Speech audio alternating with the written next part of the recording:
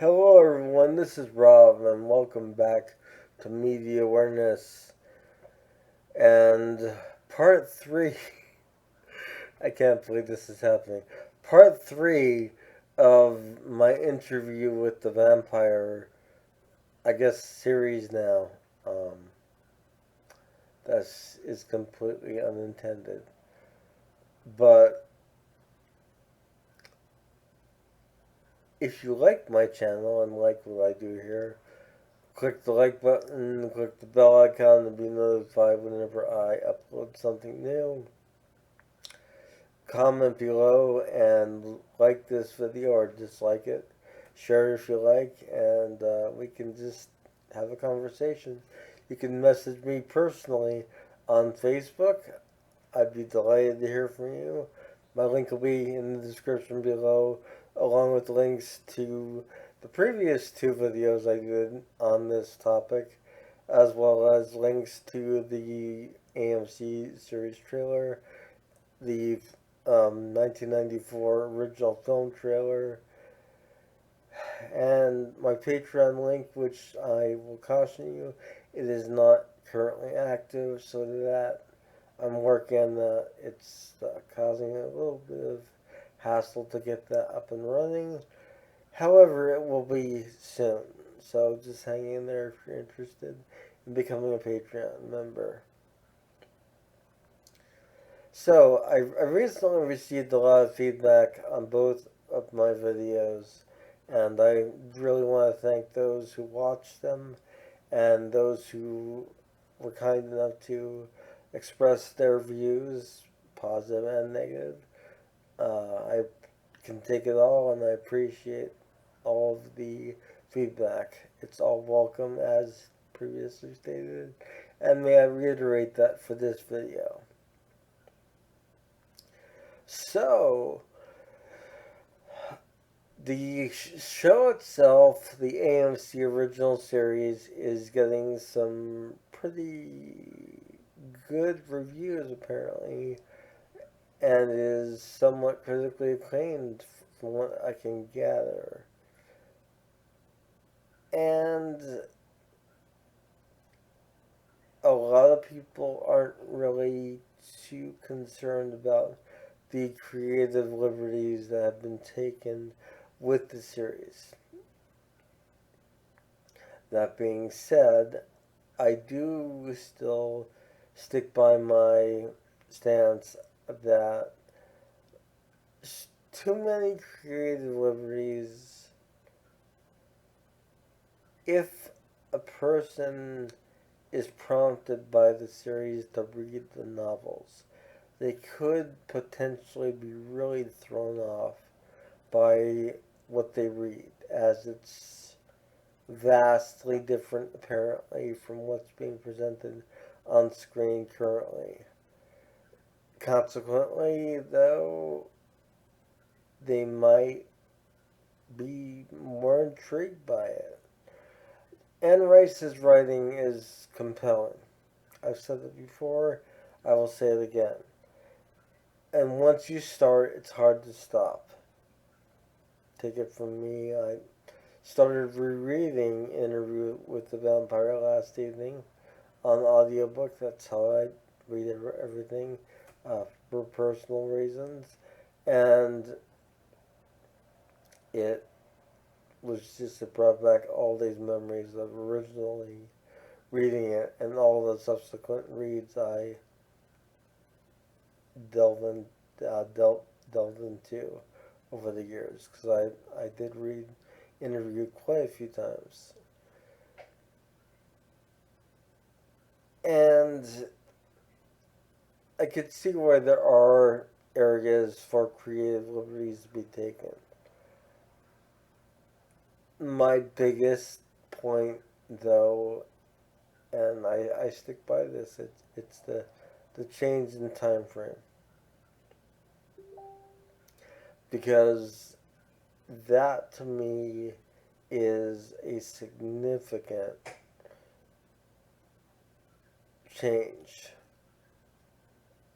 And it's going to potentially affect events that may not occur in the series now as a result, or if they do, they're not going to historically line up with actual events that did occur. Because, as I mentioned previously, Anne Rice was quite in touch with her surroundings and history and incorporating things and tying things together really nicely. And I really hate to see that tampered with. Anne Rice is listed apparently as a producer of this adaptation, despite the fact that she is deceased. And apparently, from what I was told, I cannot verify this directly at this time, but apparently she did sell the rights to the Chronicles, or at least interview, to AMC. So they do have creative liberty to do what they want. That being stated, again, I do feel they're overstretching and possibly trying to make some racial statements, political statements in terms of society today and what we've experienced over the past several years. It's my understanding that the pandemic is featured in the series, is at least mentioned and referenced. And I don't have a problem with that. My major point of contention is really the time frame being switched and some of the plot points that I was made aware of. I don't see the need for some of the changes that were made to be made. And they're minor changes, but they can affect the story in a major way down the line if they want to continue this as a Vampire Chronicles story as opposed to simply Louis' story, which for the series to be successful, they're going to have to do so, which would also indicate that at some point after Louis' story is done being told, that Lestat's story will be the main takeaway, assuming they follow that blueprint. It's hard to say what they're going to do now because of the changes that were already made. I know that Maven of the Eventide is covering the episodes in immense detail, and she's doing a wonderful job on both reviewing and deconstructing each episode. Her link to her page will be in the description below as in previous two videos. And I would urge you to check out her reviews if you have watched episodes 1 and 2, or if you just are interested in knowing what they're about in general and the deviations that were made to the source material. A lot of the deviations I still don't agree with, but like I said, my main thing is the time change. It affects everything, in my personal opinion. I don't want to give away too much because I have not actually watched the show, and until I'm given the ability to watch the show, I don't intend to go out of my way to watch it at this point in time. I'm going to stick with, as I stated before, my copy of Interview with the Vampire, the film, and the Queen of the Dam film as well. And personally, if I'm really that hard up for something vampire oriented, I do have a plethora of vampire films at my disposal in my personal collection, including the rare House of Dark Shadows, the entire Hammer Horror Dracula collection. I have the original Universal films that starred Bela Lugosi, the Hammer Horror, of course, famously featured Peter Cushing uh, in all of the films, as well as Christopher Lee in all but one, I believe. Are the deviations detracting from the overall story? Are they taking us too far away from the overall arcing story as a whole? I can't speak for myself, but from what I've heard, yes and no. And I'll leave it at that because I have yet to really watch any of it other than the trailer. From what I've heard, though, the changes that have been made are both pluses and minuses. And they could take one potentially out of Anne Rice's world too much. I'm not sure if I mentioned this previously, but there is a Made for Witches series that has been greenlit as well. And there is a reference to the Made for Witches, I believe, in one of the first two episodes of the interview series. The Made for Witches is a storyline, and I'm curious to see how it's followed because that has not been previously adapted in visual media.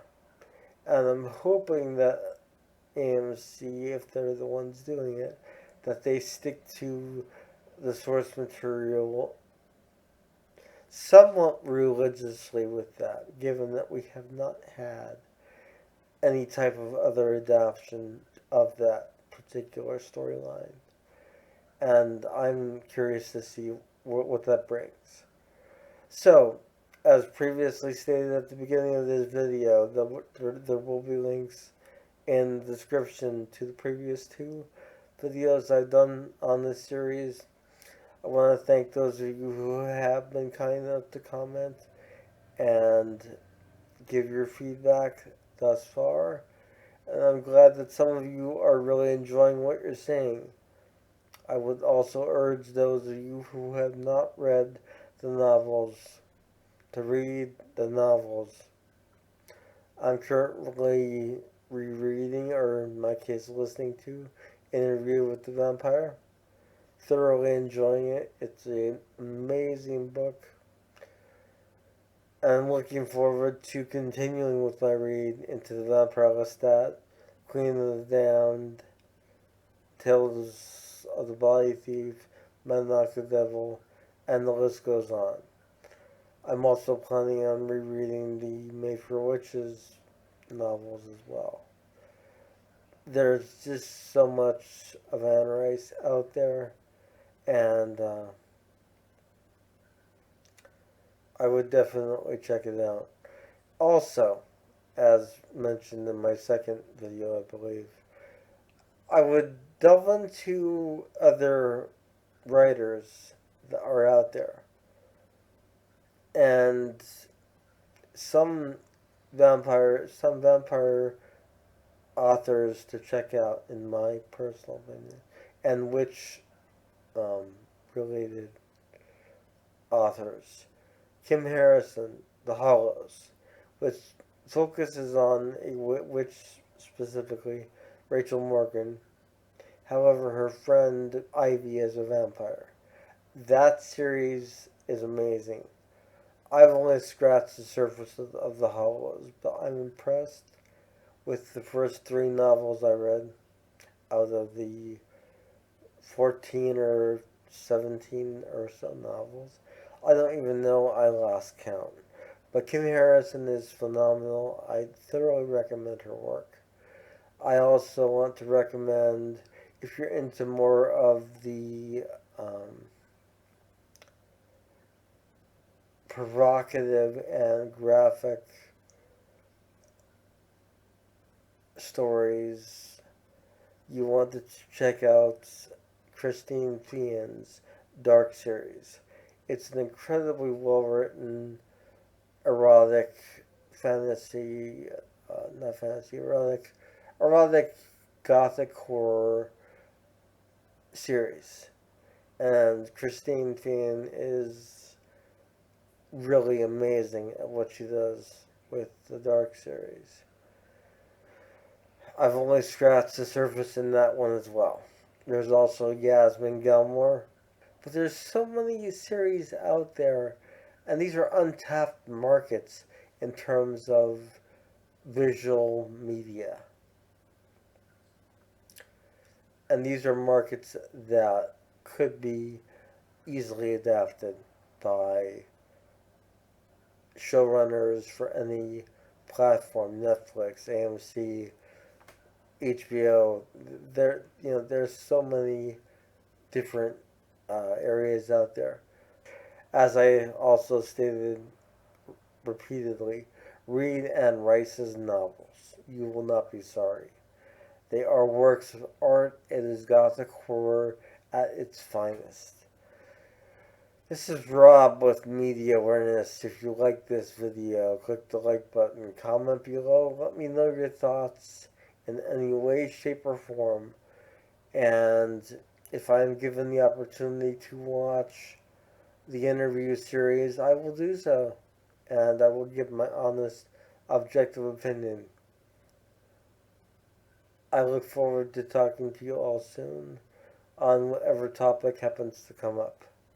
Have a great day. Bye.